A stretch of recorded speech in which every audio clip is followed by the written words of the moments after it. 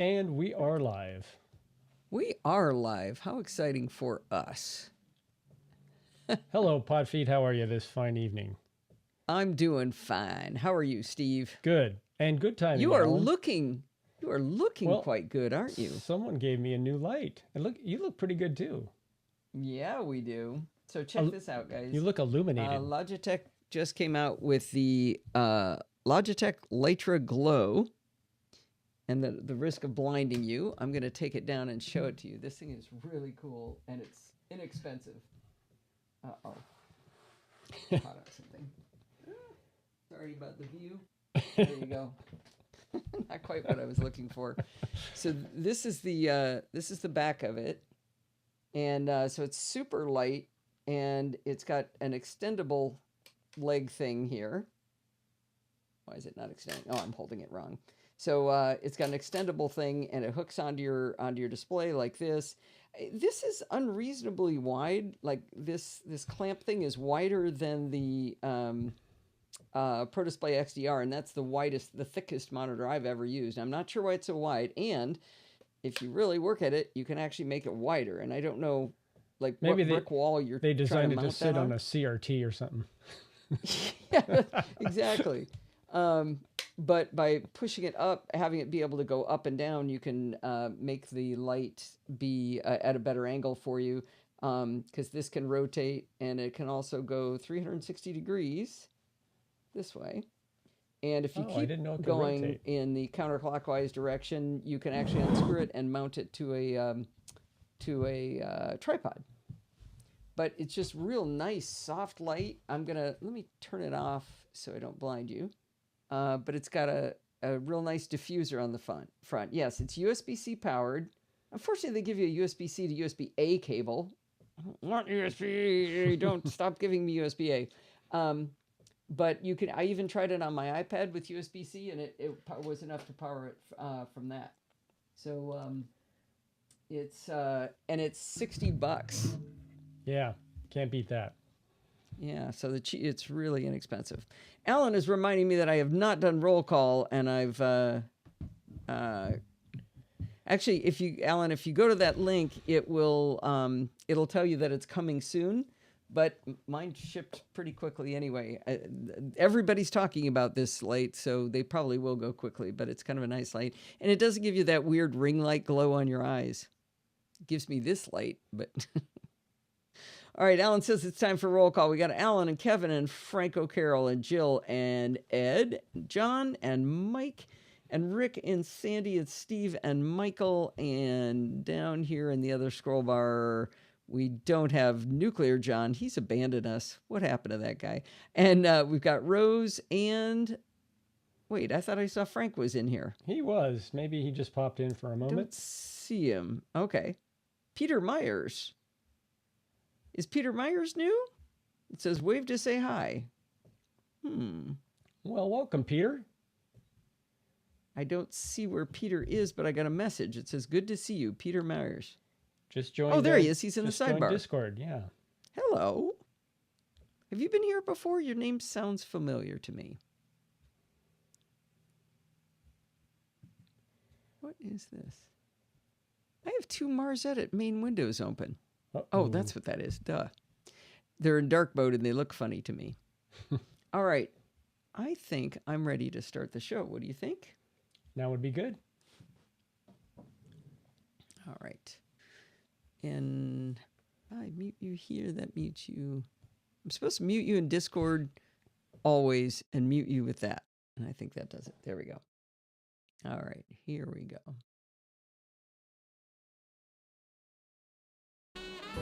Hi, this is Allison Sheridan of the NosillaCast podcast, hosted at podfeet.com, a technology geek podcast with an ever so slight Apple bias. Today is Sunday, January 23rd, 2022, and this is show number 872. Well, this week we have not one, but two chit-chats across the pond. All right. You need to unmute yourself, Steve. Double header tonight, huh? Yeah. I haven't done a chit-chat light in a very long time. I've been slacking off on that. All right. Let me use my use my grumpy button. So you got to start here, I think.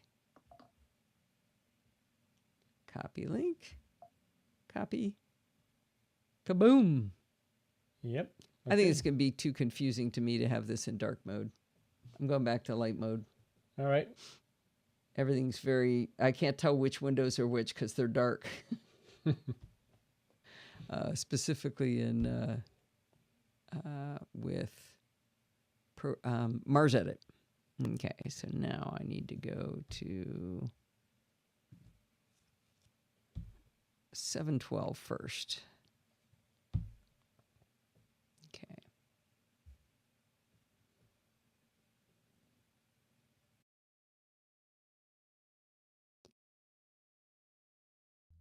In Chit Chat Across the Pond number 712, our guest is the wizard Alec Johnson. Alec is the host of the YouTube channel called Take One Tech. He creates these amazing how-to guides on tools like Stream Deck and Hazel and Keyboard Maestro, Ecamm Live, and a lot of the basic features of the Mac operating systems as well.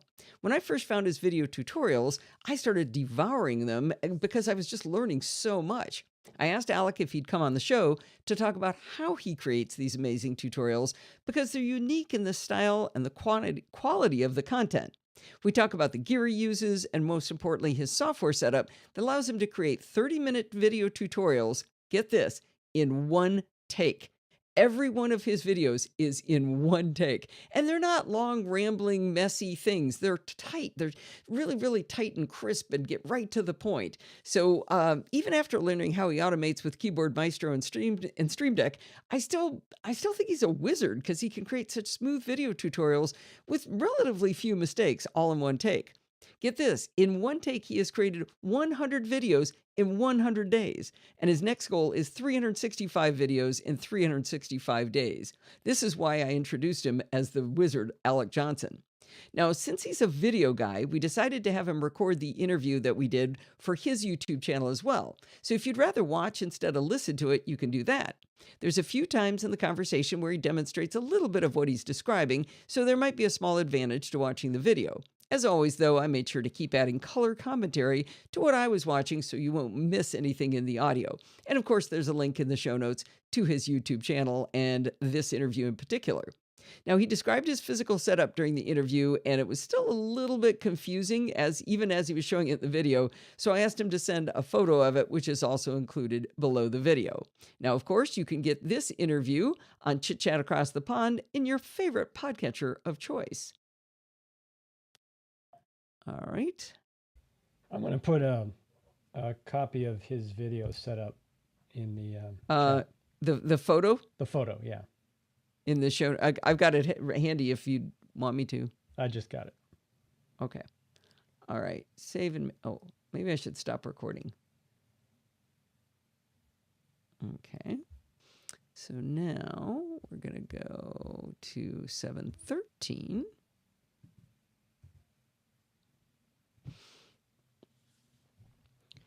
What's not obvious in that photo, we couldn't figure it out until he showed us the side view. You don't see his camera really, because he's using a full DSLR, right, Al? Yeah. So you should see a big old lens somewhere, and you don't from that front view. Let me blow that up a little.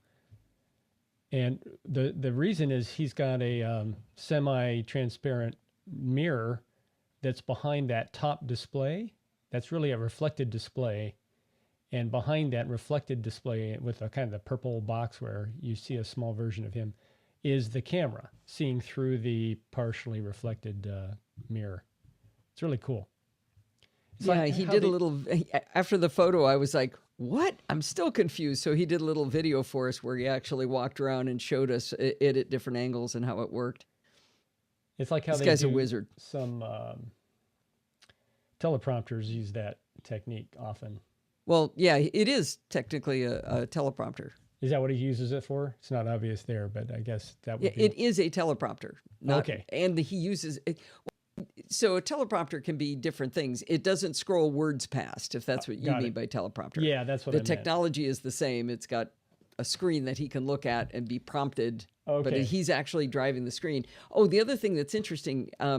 So, like Steve explained, there's this angular mirror that the video camera is recording him through it.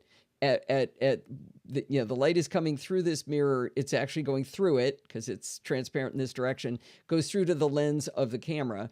But what's being reflected up, back, and back to him is a tiny display that he's actually moved a window from his Mac to that display. It's like a third or fourth display to his Mac. And that's what's reflected up onto that screen and then comes back to him. It's really, really, really tricky. It's pretty cool. Yeah. All right. Let me do this one now. And in Chit Chat Across the Pond number 713, Bart Busschots is back with Programming by Stealth, installment 134 of X. In this installment, he finishes firming up our foundation on a few more things before we meet Jest, which will be the test-driven development environment that we're going to be learning next time. He explains in some adorable examples involving a parrot, named Polly, of course, how getters can be used to construct short but powerful syntaxes that seem kind of counterintuitive at first glance. These are heavily used by Jest, and without learning about them beforehand, they would simply look like magic when we get there. He said some purists may see this syntax as an abuse of getters, but it's a pretty slick method that yields some very readable APIs. The second thing he teaches us about is that functions can actually return functions. Now that sounds like it's going to open a hole in the space-time continuum, but it's actually quite logical and useful, as Bart explains the usefulness of this really well in this episode. No parrots are involved, but we get lots of pancakes and waffles and maybe a little bit of popcorn and some tacos in his example. You can find Bart's fabulous tutorial show notes for this episode at pbs.bartificer.net. And of course, you can find this episode of Chit Chat Across the Pond in your podcatcher of choice under Programming by Stealth or the overarching Chit Chat Across the Pond. There we go. I have a lot of these little things to talk about. Okay, I don't have a chapter mark on this next thing. I'm just going to talk for a second. So no chapter mark, but I will need one in a minute. Actually, Kevin, could you do fewer of those save and add a chapter mark things? Like, I don't know, maybe half of one of those sets, because I like to glance down and see what I've missed, and I can't see anything but, oh, I'm sorry, I don't want to hurt your feelings. Just like half of one of those, not two of them. Thanks. Here we go. I wanted to do a really quick update on my article about using regular expressions to help stimulate your brain when playing Wordle. Yeah, as you can imagine, I got the expected "you're cheating" messages. But I also like Bart's explanation. He said, it's not cheating, it's a different game. Anyway, when I talked about Klaus's solution with his Python script, I mentioned that he told me there was a common word list in the GitHub repository, and we could use that for our regular expression to search instead of all English words. It turns out this list is not useful in that way because it's a list of words that are too common for the developer to use in the game. If you use these words, we'd guess it too easily, so don't follow my advice from last week. Okay. Now, copy link. Copy. Alrighty, there we go. Now, Hold on. What? I don't think it got all the fields filled. Oh, it didn't. Okay. There you go. Let's try that again. Try it again.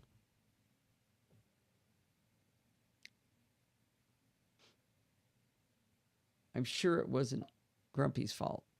I'm hearing a pleasant beep. You're hearing that? Or plink. Oh, I must have my system sounds coming out of my... let me fix that. You shouldn't be able to hear that. Yeah. I think it worked that time. Yeah, it did. Thank you. Okay. Yes, that is a perfect amount of save and add chapter marks. I can see it. I'm noticing. Always operator trouble, Mike. Alan, I don't need you to do it too. I just asked for fewer of those. So please don't duplicate that. All right. Oh, There we go. Eric from Ontario, Canada is here. Was he here Hey, before? Eric, how are you? Welcome back. Nice to see you again. Oh, that's interesting. The elixir stack. Huh. That's cool. All right. Muting Steve.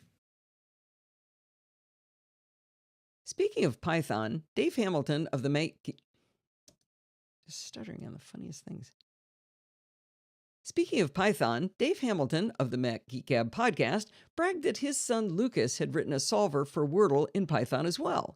It was in a private repo on... Stop stumbling. Speaking of Python, Dave Hamilton of the Mac Geek Gab podcast bragged that his son Lucas had written a solver for Wordle in Python as well. It was in a private repo on GitHub, so I asked for permission to see it. I bring this up not to talk more about Wordle or even to talk about his solution method. I bring it up because of how it made me feel to try to use his solution. In my programming journey, I'm often frustrated and I feel as though I'm just super dumb and I'm never going to catch on. I mean, people see mistakes in my code that I'm like, how did I not even know that? I mean, I don't know, it gets very discouraging sometimes. Bart and all the other people in our PBS Slack channel are very quick to tell me that I'm wrong to think that way and that everyone feels that way from time to time. But when I tried to use Lucas's Python script, I felt positively powerful. You see, I don't know Python at all, but I still figured out how to use it. From programming by stealth, I've learned a lot of little pieces of information that are successfully stuffed back in the dusty shelves of my brain and able to be retrieved right when I need them. We've learned how to put our code into GitHub. This is a place where you can share your code with others, so once I had permission, I knew how to clone his repository down to my computer, which gave me a perfect copy of his code. I knew that to run a script, you type /, and then you add the name of the script. I tried that, and it didn't work. Then I remembered Bart saying, you have to change the permissions on scripts to make them executable. So you write chmod 755 in the name of the script. That started the script up, so I was off to the races. But the script didn't work properly the first time. I knew how to open an issue with the developer, in this case Lucas, on GitHub. Lucas asked me what version of Python I was running.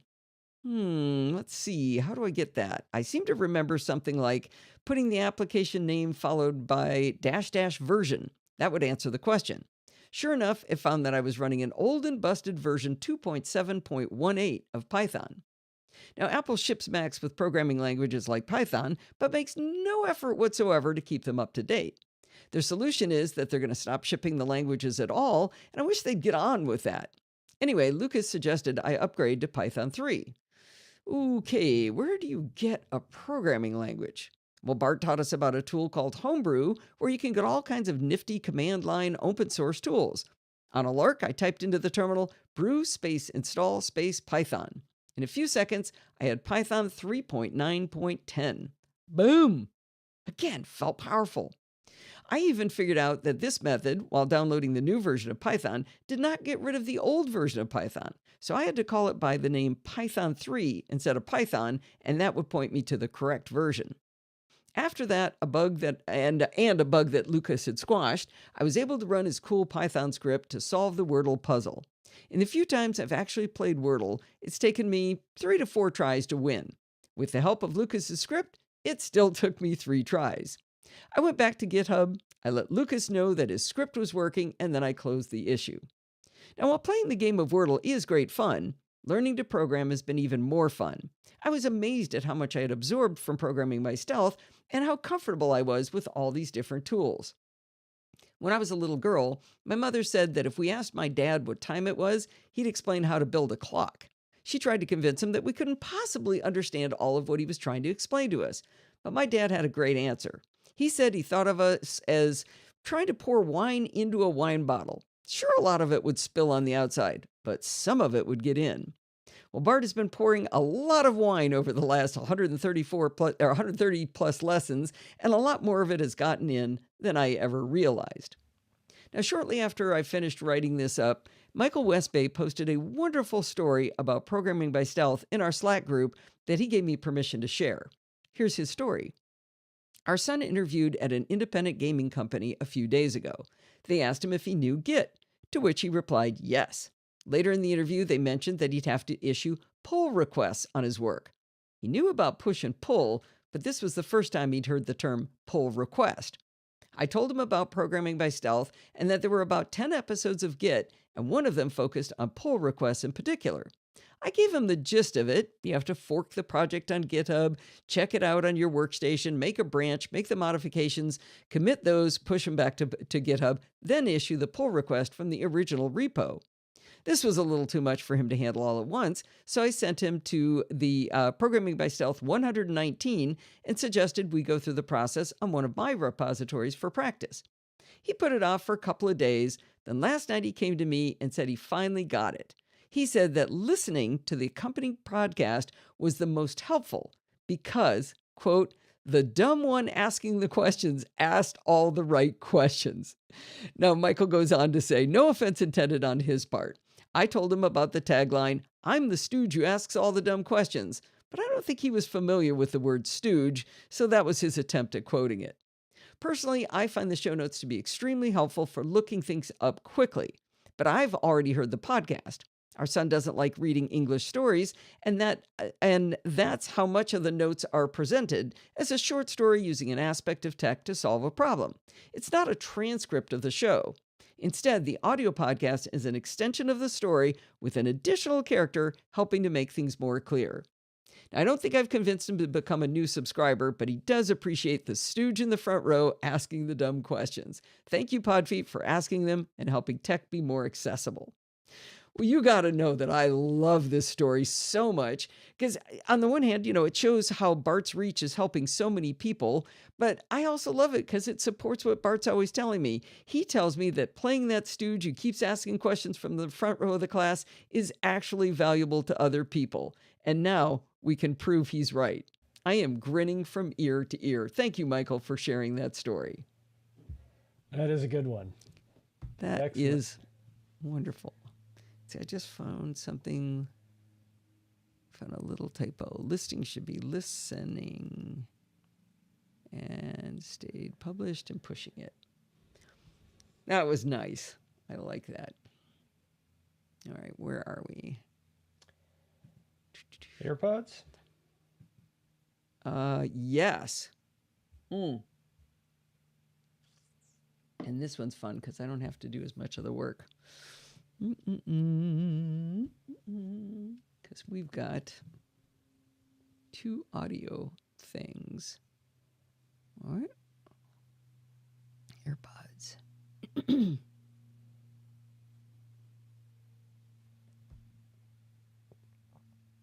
All right. Oh, chapter mark first. Yep. Yes. And I do see it. Come on. That one. Yeah, you spoon-fed it to me, and that messed me up, Steve. And no, Michael, he did not come off offensive in any way. No, not at all. Is he uncomfortable with reading it because he speaks Japanese natively, not as much English? Try to think, but nothing happened. Are you guys making fun of me? No. That ain't right. Wouldn't do that. That never happens here in the chat room behind your back. Especially Kevin or wait, Mike's usually the nice guy. John, you're a bad influence. All right. Here we go. Last week, I gave you an update on the third set of original AirPods I had and how Apple made me go through a lot of hoops to replace the one that I had lost. I explained that as Apple tossed me from rep to rep like a beach ball at a baseball game, the sales rep told me in no uncertain terms that she simply could not sell me an AirPod and that I had to go through AppleCare to get a replacement. I asked her if she was saying that without AppleCare, someone could not buy one if they'd lost it, and she said yes. I even asked her if she thought that was kind of nutty, and she said, yes, I hear it. Well, this week I got not one, but two emails from listeners who had something very interesting to say. They have recorded it in their own words. First, we're going to hear from Gordon. We may have staged a little bit of this. but his is not staged. First, we're going to hear from Gordon. Hello, everyone. Apple likes me better than Allison. Actually, I'm not sure if that's really true. Maybe I was just lucky. Last week, Allison shared with us her tale of woe and horror as she tried to replace her lost AirPod. I listened to his story with interest and said, I'll never have to worry about that. That's something that only happens to other people. I bought my first pair of AirPods, the third generation, in October of 2021. I really enjoyed them and use them every day, but today, my right AirPod decided to run away. I did my best to find it, but the AirPod was determined not to be found. And after listening to your last show, Allison, show number 871, I was petrified that getting a replacement would be fraught with aggravations and dangers. First, I went to the Apple support page and tried to order a replacement through there. They had a nice, handy form that would make it easy, but every time I hit submit, I got, oops, something went wrong. I tried it on different browsers, different devices, and no matter how many times I tried, I kept getting the same error. Your words from your last podcast really began to haunt me, as I did not have Apple Care, and figured this error was Apple's clever way of saying, I am out of luck. Well, with nothing to lose, I started a chat session with Apple. From there, everything was smooth sailing. In about 5 minutes, I was able to successfully order a replacement AirPod, and the only question the chat representative asked me if I had used the Find My app to locate them. I would like to say Apple likes me better than you, Allison, but I know that's not true. It is strange, though, for something as straightforward as ordering a replacement AirPod, that our experiences were so vastly different. Thank you, and I hope your next experience is as smooth as mine. Okay, so that's the first story. We're so vastly different. Thank you, and I hope your next experience is as smooth as mine. Well, Gordon, thanks for sending this, but I can't believe it. Why was it so easy for Gordon? And Apple told me it was impossible. They could not do it. All right, now let's hear the second message that's from Barry. The Barry we all know and love? That is the Barry we all know and Barry love. from Chicago? Yep. Let's see how this gap is here. The second message that's from Barry. Apple likes me better. That's the staged part. I had him put that at the beginning of his recording just because I figured it would be more fun. Very good. He is very nice. That's from Barry. Apple likes me better. Hey everybody, this is Barry from Chicago, and I just thought I'd share a story about replacing my AirPod that I lost. The reason that I needed to replace one was not very pleasant. I was actually flying home to Chicago and watching a movie on my iPad. Nature called. I went to the bathroom, and it really felt like my left AirPod just jumped right out of my ear, swish right into the airplane toilet. Now, if you've ever had the unfortunate circumstance to look into one of those things, they're not pleasant, and there was no way I was going to go try to reach in there and try to retrieve it. And even if I could, I'm not going to stick that in my ear. So at that point, all I could really do was laugh and figure out I need a replacement. So I went back, let the flight attendants know what had happened so that they could, if there was anything mechanical they needed to do, that they would know that fell in. And I told them I did not need a replacement. Under no circumstances did I want that back. And they laughed and they said, great, no problem. So I go back to my iPad and I did a quick search. I had Wi-Fi going, so did a quick search for replacement Apple AirPod. And sure enough, it actually brought me to a page. So hearing on NosillaCast 871 that you needed Apple Care, I was kind of surprised. So I thought I'd share this, that there's a page that you can go to and it will show the devices that you've purchased under your ID that you've logged in. However, in this case, if they were a gift or you're logged in under a different ID or you have multiple IDs, you may not see it. You do have the option of entering in the serial number of the AirPods, and it did show up right away. Once I did that, it brought me to a page to replace, repair, or other options for the AirPod. And I simply selected replace, selected the correct one, which is left in this case. And they sent me a notification right away saying, you'll get a notification when it's shipped. It should be there in about 3 to 5 days. And sure enough, got all the email updates saying the AirPod is on its way. It arrived in a nice little box. Followed the instructions on how to properly pair the new left one with the old right one, and it works great. So I just thought I'd share that information with everybody. It was really nice and easy, and I will share a link in the show notes. That information. So that woman's just wrong. Yeah, that is quite interesting. This is the second time this has happened. So Well, both times did they refuse to? Well, actually, no, that's not fair. No. You know, I've called him so many times on AirPods, where all the stories are blending together. The problem is that I went through AppleCare. No, I wasn't talking to AppleCare. That's the thing, Michael. I was talking to sales. So I called on the phone, and they sent me to tech support. The tech support guy said, like, I can't help you with a lost AirPod. You got to talk to sales. So he sent me to sales. Sales told me they could not sell me. Julia said she could not sell me an AirPod, and I had to go to AppleCare to get it. And I said, are you telling me that if I didn't have AppleCare, I couldn't get the replacement? She said, yes, that's correct. So I'm so glad she's wrong. Yeah. All right, let me make some commentary on this here. With everybody. It was really nice and easy, and I will share a link in the show notes. Well, this is fantastic news that the sales rep was completely wrong, and I'm so glad that both Gordon and Barry let us know that she was wrong. I'd really hate to have everyone think I was right when I said you had to have AppleCare to replace a lost AirPod. I did try the online method that both Gordon and Barry tried, and I had the same failure that Gordon had, but then later I had a different problem, and I remember now why it failed for me. If you go through the online method, they ask you for the serial number of your device, as Barry explained. I don't see why they need our serial number in order to buy an AirPod, though. What if I want to put it in a planter of dirt as part of an art exhibit? Why should they care? It doesn't matter whether this makes sense at all, though, because you cannot go on to the next step without answering that question. As I was faced with this request for unnecessary information, I wasn't worried about having to read the micro print inside my AirPods case. That's because I am meticulous about recording my serial numbers, and I do this in the fabulous home inventory app called Under My Roof.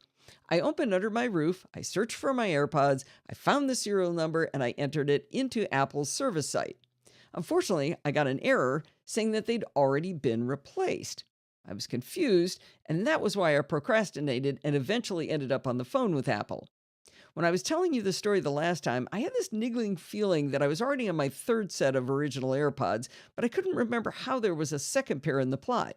When Gordon and Barry mentioned doing it online, I remembered that I actually had this entire set replaced under AppleCare because they failed shortly after I bought them. I bought them and they immediately failed, within weeks. They were exhibiting this same annoying behavior of being in the charging case and actually discharging while in the case. That's important to know. What's going wrong here is I take an AirPod out of my ear that it says is 70%, 80% charged. I put it in a fully charged case, and the next day it's down to 1%. So they're actually losing charge, which doesn't make any sense. So it turns out, though, because I had already had it replaced, I was not as meticulous as I thought I was, because when I got my new set of AirPods, which are now my third set, I forgot to update Under My Roof with the new serial number. That has now been corrected. Now, none of this justifies the salesperson telling me that I couldn't buy a single AirPod, but it does explain another reason why I'm so irritated with this problem. I'm on case number 2, right AirPod number 2, and left AirPod number 3. Remember, at the end of my story last time, I told you that if these AirPods fail, you'll hear my wail of anguish wherever you live? Well, did you hear me? Yep, second day after I got my replacement AirPod, it said I had a 2% battery life left on it after spending the entire day in the charging case. I think I'm going to just have to have Gordon call Apple for me. There we go. So I've got a question. Do the individual AirPod charge states, charge levels, get updated when they're outside of the case? Does it read the? Yeah, when I start, they're at 100%, and then I go on a walk, and they're down to 80% after that- an hour walk. And you can read that before you put them back in the case. It's updating over Bluetooth. Okay. Yeah, if you've got them in your ears, you can look at the battery widget. Mm-hmm. That screenshot is of the battery widget. Yeah, I just didn't know if it updated that percentage charge when it went back into the case, or it was real time updating. So apparently real time. Yeah, it definitely does. Cool. Hey, wiggle the cable on your mic. Wiggle the cable. Yeah, you're crackling. Is that making any? Well, I can hear you moving it now. Talk some more.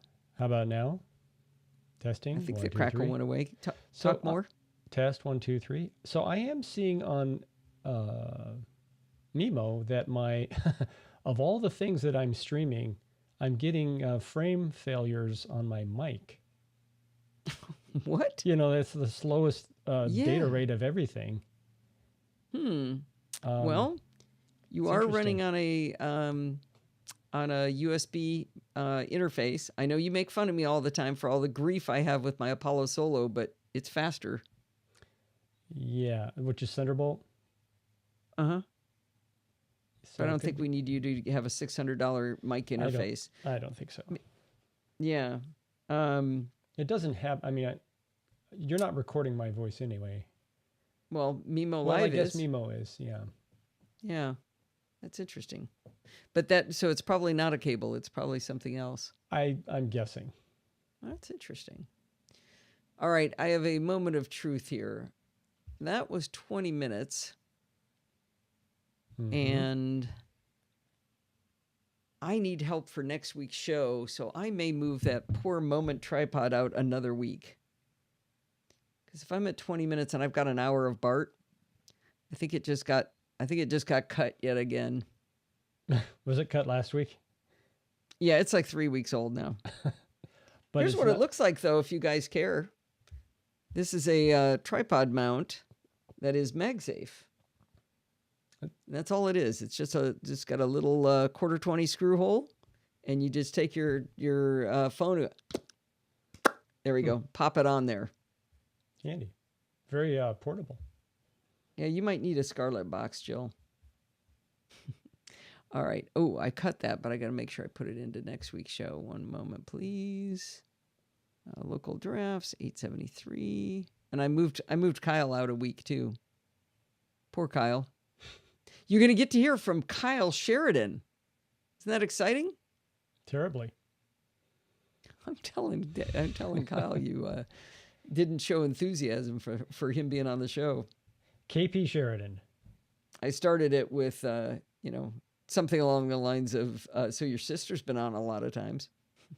She said, I've only been on Chit Chat Across the Pond. I haven't actually been on the regular show. And I said, yeah, you haven't reviewed anything. When are you going to do that?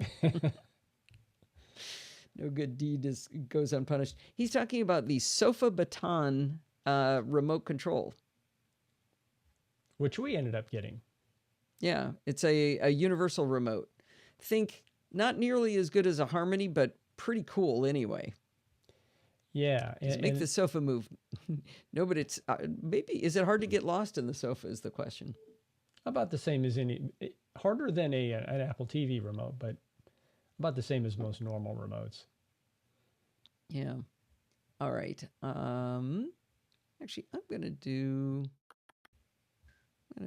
think I decided I was going to do chapter marks for support the show. HTTPS : Patreon, podfeed.com/Patreon. Everything good starts with podfeed.com. It does, doesn't it? Tom Merritt started saying it. He giggles every time.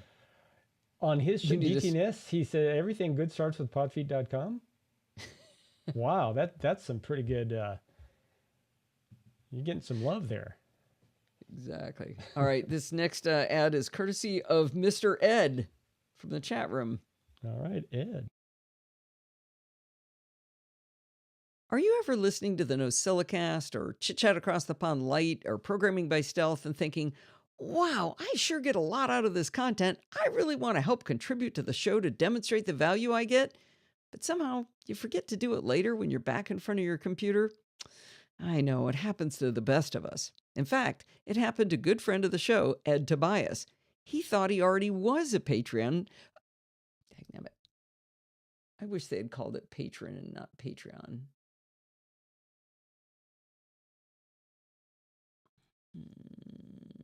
No, not quite.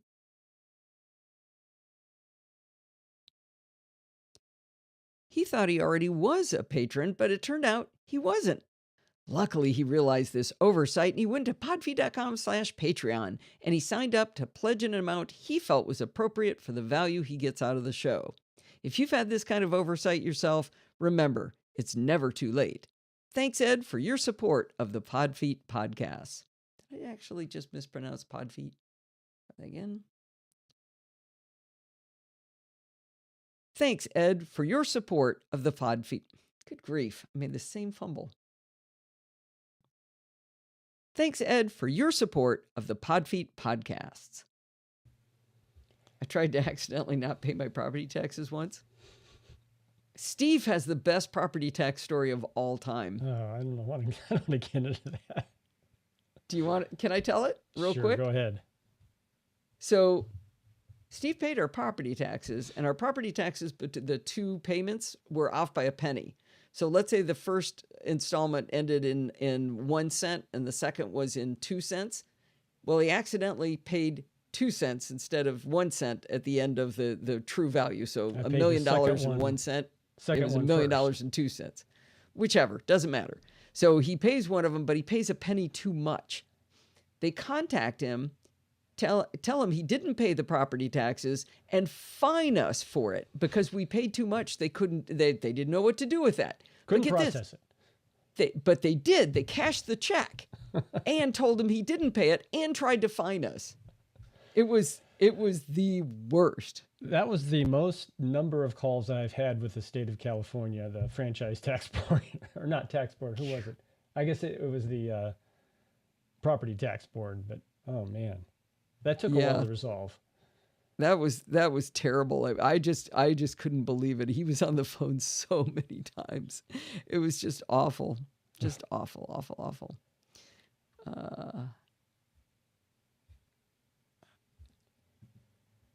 Sometimes one of my buttons doesn't go to the right place. Okay, I just told it to do that. It didn't do it. That took me 4 button pushes to get it right. Let's slide you over a little bit, Bart. Get you in the right place. Right there. Press the button. Get rid of Bart there. Get rid of me there. This is a way to slide. Let's hear the plink. Straight up. Yeah, I'm gonna. But I want to slide this straight up first. There we go. Blink. Yep. You okay? Blink. Yep. Yeah, I'm good. Again? No. One more? Blink. All right.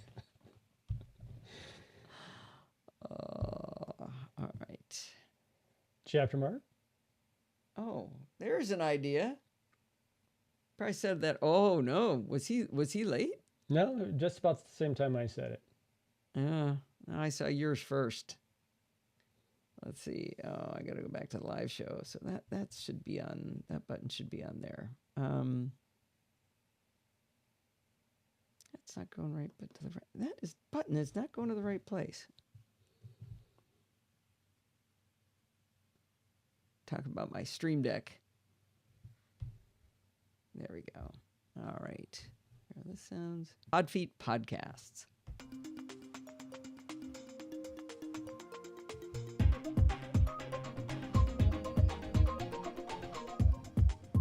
Well, it's that time of the week again. It's time for Security Bits with Bart Bouchatz. Is it a big week, a little week, a medium week, Bart? What do we got today? There's 2 deep dives, so how would you rank that? That's pretty deep. We haven't had deep in a while. Yeah. They're shallow deep dives, if that helps, but they're worthy of giving a little bit of that, a little extra discussion. All right, sounds good. We have some follow-up on stories we've looked at before. So a while ago, I tried to find the exact date, but it was not the last show or the show before, which means it must have been at least 6 weeks ago. but we have definitely talked about the fact that there are a bunch of US states who are following Texas's lead in an antitrust case against Google. And we have known that an issue has been how Google runs ad auctions. And we've known that the allegation was that they were playing both sides. But we now have basically one of the court filings got unredacted. So we can now put an exclamation point on quite how messed up it is. So it's an auction that Google run and Google make money from, and Google represent the buyers and the sellers. So Google is acting on behalf of literally everyone in the auction and using it as a profit center for themselves. Okay.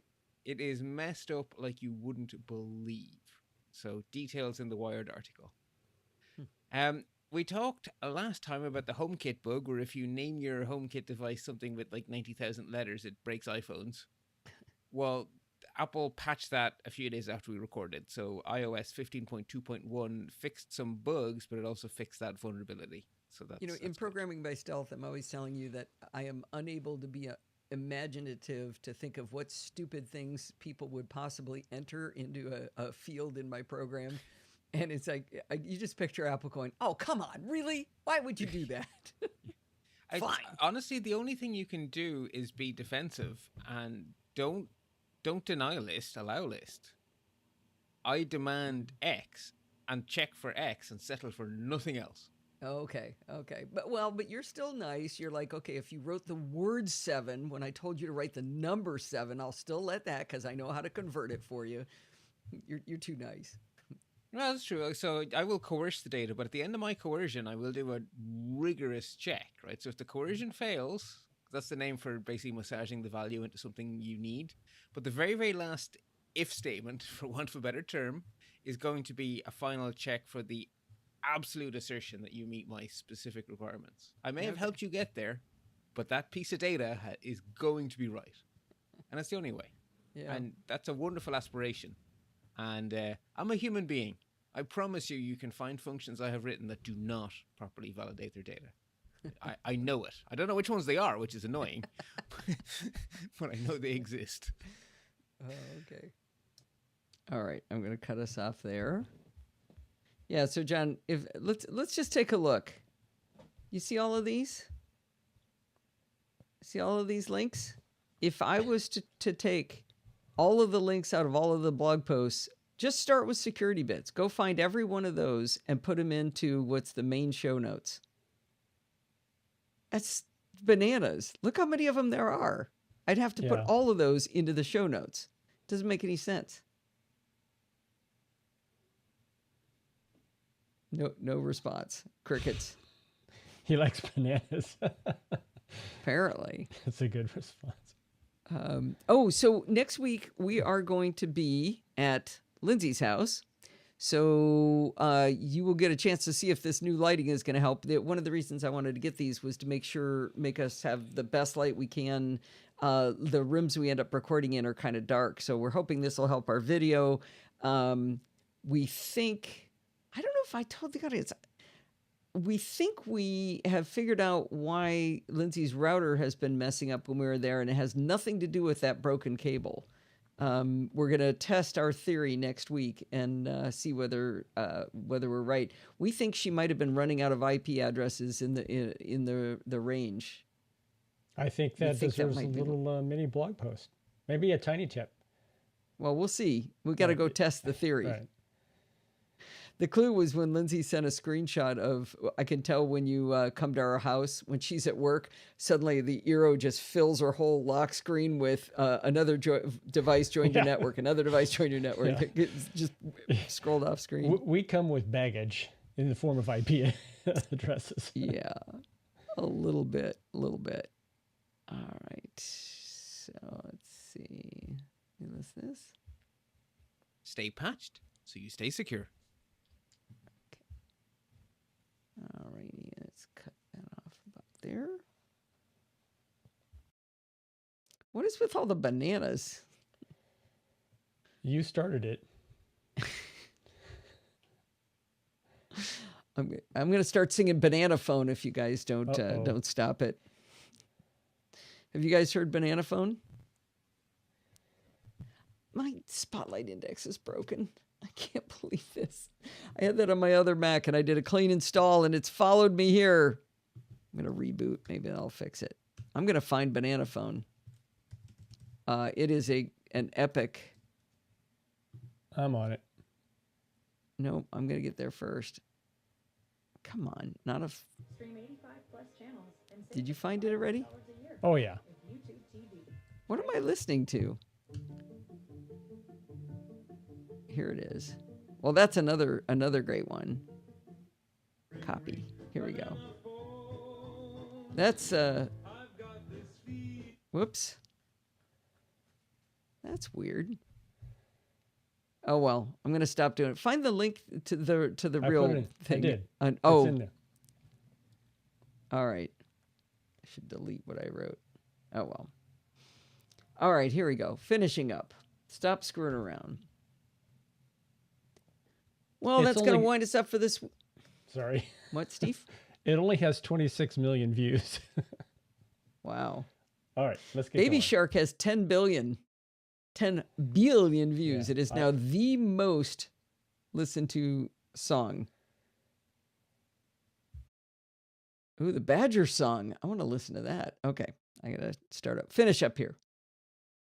Well, that's going to wind us up for this week. Did you know you can email me at allison@podfeed.com anytime you like? If you have a question or a suggestion, just send it on over.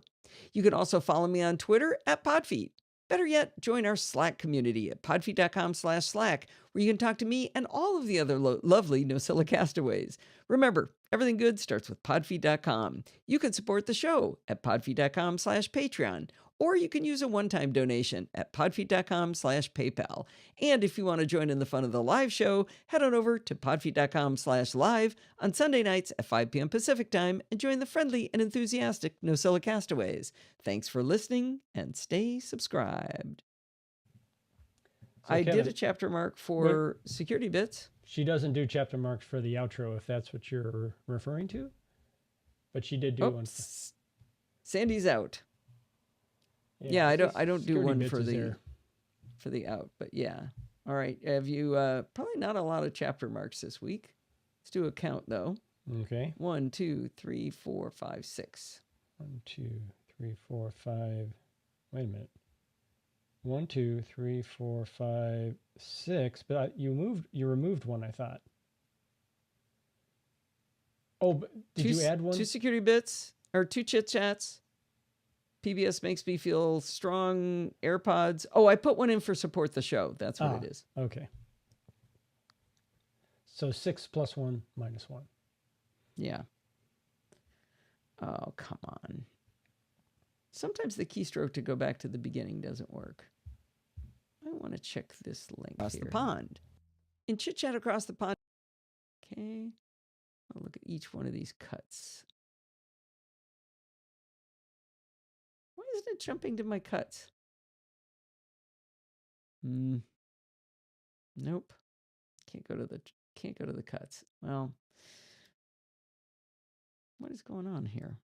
Jill, how do I jump to the next chapter? Do you have to hit the avatar on the left to go to the mark? Maybe. There it's going. Okay. What are you hitting? What are you touching? Yeah, now I'm hitting that. I want to just check the code. I thought one of these gaps was too big. If you go to those Chat Across columns, the Pond. I wanted to do a really quick update on my article about using... Sorry? if you go to the columns and it thinks you're editing, but if you go to that little avatar... Yeah, probably- maybe. All right. Let's see. Ear to ear. Thank you, Michael, for sharing that story. Last week, I gave you an update on... Okay, it gets stuck. Sometimes I have to click away and click on the chapter mark again to get it to work. Okay. All right. I think whatever I was worried about is done. Okay, right. I am ready to export and right. send it out here and export. And then we are going to call it. We're going to let class out early. I mean, once Sandy's gone, I mean, nobody's here to protect me. She's the only one who loves me best. All right. Are you ready to say goodbye, Steve? I'm Goodbye, ready. Rose. Night, Gracie. Bye-bye. Thank you, Michael.